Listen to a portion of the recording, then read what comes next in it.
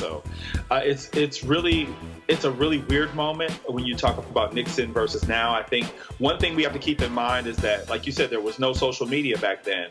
A lot of high crimes, as they call them, going on back then. A lot of high crimes allegedly going on now.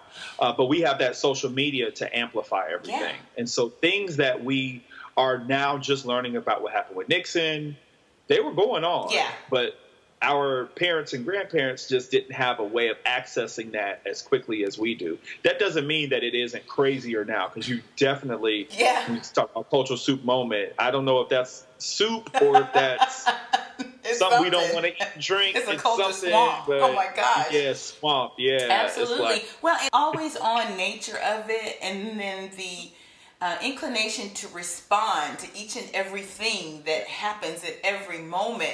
I mean, this is a whole different beast. And I think that kind of started to usher itself in around W, right? W was probably the first to start to see the blogs and the electronic media and digital. Right. Maybe not so much, the Twitters and the Facebooks, because that came along really big in like 2007.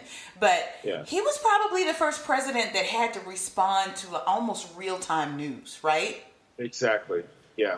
Yeah, actually, if you take it back, we could go back and forth about this, but even take it back to the end of Bill Clinton's term, because that's how the Start Report that that he got wrapped up in, that was actually released on the World Wide Web, as it was the known back then. Yeah. And you had to have your dial-up connection, but that's how a lot of people found out about what had happened with Monica Lewinsky, was because people were getting on these huge computers and they were using their dial-up internet connections and reading Ken Starr's report. So that was probably the first kind of big instance. But George W. Bush, he doesn't get a lot of credit for that. But his presidency, especially that second term, was the one where we saw the internet, as kind of the medium of choice for news and blogs and politics and all that kind of stuff.